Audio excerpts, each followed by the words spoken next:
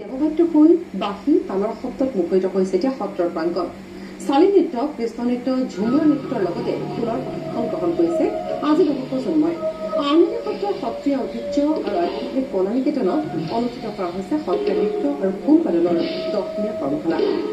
এই পৰিৱেশ বিশেষজ্ঞ আমাৰ জ্যেষ্ঠ সাংবাদিক দিগন্ত বৰদলৈয়ে। মই বৰ্তমান উপস্থিত আছো উত্তৰ গুৱাহাটীৰ ঐতিহ্যমণ্ডিত শ্ৰী শ্ৰী আউনীআটী সত্ৰৰ বাকৰিত আৰু ইয়াতে ছাত্ৰ ছাত্ৰীসকলৰ কাৰণে সত্ৰীয়া নৃত্য আৰু ফুল বাদনৰ কৰ্মশালাৰ আয়োজন কৰা হৈছে। আৰু যিহেতু এতিয়া গৰম বন্ধৰ সময়, ৰাজ্যৰ বিভিন্ন প্ৰান্তত বিভিন্ন ধৰণৰ কৰ্মশালা অনুষ্ঠিত হৈছে আৰু তাৰ মাজতে উত্তৰ গুৱাহাটীৰ ঐতিহ্যমণ্ডিত আউনীআটী সত্ৰৰ বাকৰিত এক সুন্দৰ পৰিৱেশ দেখিবলৈ পোৱা গৈছে। আৰু যিগৰাকী ব্যক্তিৰ প্ৰচেষ্টাত এই কৰ্মশালাখন অনুষ্ঠিত হৈছে, মই তেখেতৰ সৈতে কথা পাতিম। তেখেত মোৰ সৈতে আছে। তেখেত হৈছে লক্ষী কাকতি। এই ক্ষেত্ৰৰ উদ্যোগতে এই কৰ্মশালা অনুষ্ঠিত কৰা হৈছে। কেনেধৰণে অনুষ্ঠিত কৰিছে আপোনালোকে? সত্ৰীয়া ঐতিহ্য আধুনিক কলা নিকেতন নামৰ এই অনুষ্ঠানটি পটাধিকা প্ৰভুৰ পিতাম্বৰদেৱ গোস্বামী প্ৰভুৰ তত্ত্বাৱধানতে প্ৰতিষ্ঠা হৈছিল। 18 চনতে প্ৰতিষ্ঠা হৈছিল। তাৰ পৰা ক্ৰমাগতভাৱে চলি আহিছে। এই বছৰ আমি নতুনকৈ কাৰ্যসূচী ল'লো 10 দিনীয়া কৰ্মশালা। যিহেতু ছাত্ৰ ছাত্ৰীসকল গৰম বন্ধৰ সময়ত আজৰি থাকে, এই আজৰি সময়ছোৱাত সৎ পৰামৰ্শ তথা আধ্যাত্মিক চিন্তাৰে যাতে আমি সত্ৰীয়া কলা সংস্কৃতি আগুৱাই নিব পাৰোঁ, তাৰ প্ৰচেষ্টা হিচাপে লৈ 10 দিনীয়া এটি কৰ্মশালা সৃষ্টি কৰা হ'ল। কিমান অংশ লৈছে? এই 10 দিনীয়া কৰ্মশালাত প্ৰায় 45জন ছাত্ৰ ছাত্ৰীয়ে অংশগ্ৰহণ কৰিছে।